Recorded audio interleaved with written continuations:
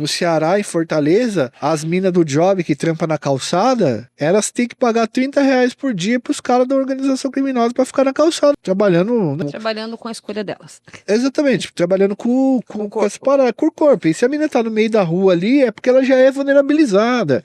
O vendedor de coxinha tá tendo que pagar. Flanelinha tá tendo que pagar R$ 30.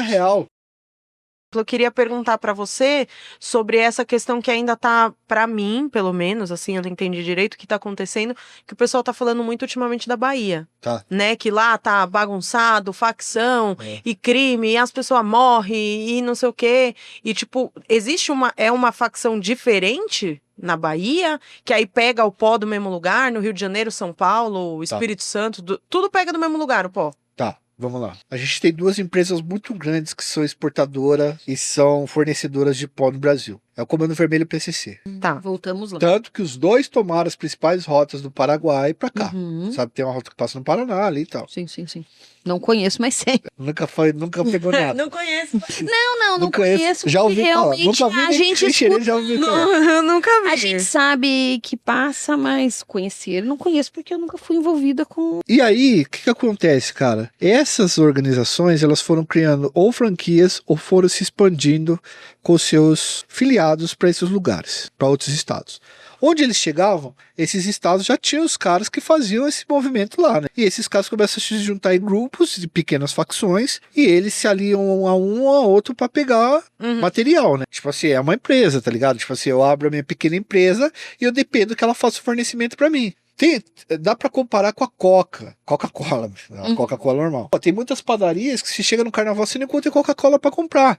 Porque a Coca-Cola, ela deu prioridade pro carnaval, pra grande empresa, uma Fenza da vida, pra fazer distribuição, e não entregou pro cara da padaria. E aí o Carnaval de Salvador pegou toda a Coca-Cola que tinha. O carnaval. Então, o cara tem que fazer um estoque 2 meses antes do carnaval, porque ele sabe disso. Se você não se alinhar ao CV ou ao primeiro comando, que dominar essas rotas, é muito difícil você conseguir pó para vender no varejo. Então você tem que se aliar a esses caras. E vão criando-se facções nos estados para, enfim, pegar de um, pegar de outro. A Bahia é um dos estados com maior costa atlântica, né? Mar. E a Bahia, ela tem uma característica que ela não fica longe da África. Ela é um espaço que, se a gente pegar, por exemplo, os principais portos de escravizados que chegavam no Brasil eram na Bahia, porque geograficamente ela tem A distância é menor. A distância é menor, mas também tem eu não sei explicar isso direito, mas tem uma corrente de água que leva, assim, tipo, pra África. É um bagulho que fica muito fácil ir pra África. Fica mais fácil do que ir pelo Rio Grande do Norte, pelo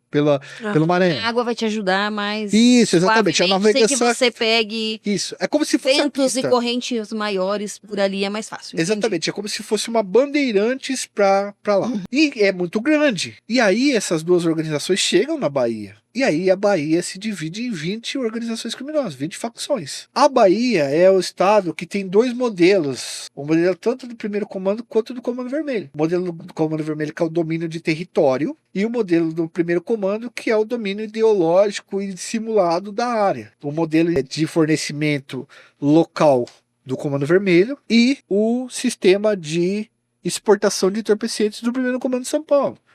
E tem 20 organizações. E tem a polícia mais violenta do Brasil. Então, os traficantes, os caras não negociam. Eles sabem que tudo é no tiro. Então, você tem 20 organizações criminosas e uma polícia, todo mundo troca tiro. Entende? Aqui em São Paulo ainda tem uma questão de muita investigação, muita coisa. Lá não, é troca de tiro o tempo todo. E aí a Bahia está passando por uma situação que está realmente bastante complicada, bastante complexa, e eu acredito que se vai ter um estado que vai entrar em colapso por causa das organizações, eu acho que é a Bahia.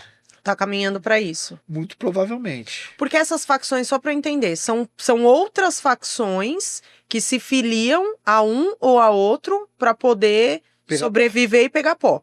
Agora, no caso da Bahia, tem várias ramificações, elas vão se dividindo lá. É como se, por exemplo, aqui no Rio de Janeiro já existe isso faz muito tempo, mas chega o Comando Vermelho numa comunidade. Vai ter os caras que vão montar um grupo e aderir ao Comando Vermelho, vai ter os caras que são contra aquele grupo que vai formar uma outra facção. Ah, Então tá entendi. acontecendo essa fragmentação faccional dentro da Bahia. E aí E aí o Estado acaba perdendo mais o controle, né? Porque é menos pior você combater uma organização do que 20. do que 20, né? Tem a Fazenda Coutos lá, que é uma periferia na Bahia, em Salvador, que o bonde do maluco e o Comando Vermelho, o Comando da Paz, eles entraram em conflito. Trocando tiro dentro da comunidade. Aí chegou a polícia pra trocar tiro. Então tinha 3 grupos trocando tiro. Trocando bala. Com- É, o Nossa. resultado foi 12 mortes, entendeu? Então, assim, essa política também do confronto, que é uma política muito da polícia baiana também. Você vê que o Rio de Janeiro, eles têm uma certa cautela pra entrar no morro, mesmo que entre atirando e tal. Você tem que formar um grande grupo e tal. Não, a polícia baiana entra mesmo, troca tiro, não precisa levar nada, tal. O negócio é complicado lá. E como que você vê alguma solução para isso? Não sei. A solução, o Lewandowski, ele chamou agora os... Já tem um plano, né, do governo já faz um tempo, mas eles chamam os... Que era da época do Flávio Dino ainda, mas eles chamam os governadores aí para conversar sobre a situação, né? Assim, a gente não tá falando mais dessas organizações só vendendo pó. A gente tá falando da organização dominando a internet, serviço de gás. Fazendo tudo, Na né? verdade, entrando num monte Vendendo de outros cigarro. lugares e... Usaria E mesmo. acaba, na verdade, pegando ali já os produtos de necessidade básicas, né? O gás, o não sei o que se parar. Cara, eles dominam o território e aí eles dominam quem entra, o produto que pode entrar ou não pode. E o que eles fazem? Eles estão se apropriando agora dos produtos básicos, que era o Estado. Eu acho que quando falta o produto Água. básico, até a própria população acaba apoiando e colocando, não, deixa do jeito que tá, que pelo menos a gente tá dando acesso. Nada, cara. O Não? pessoal tá.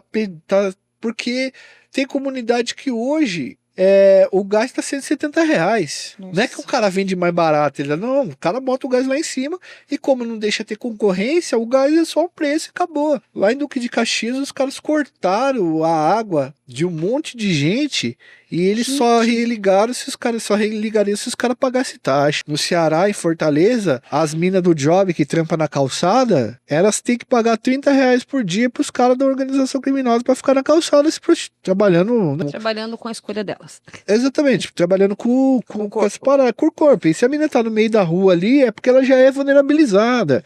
O vendedor de coxinha tá tendo que pagar. Flanelinha tá tendo que pagar R$30. Pra facção. Flanelinha, mas flanelinha é xarope também, viu? Porra.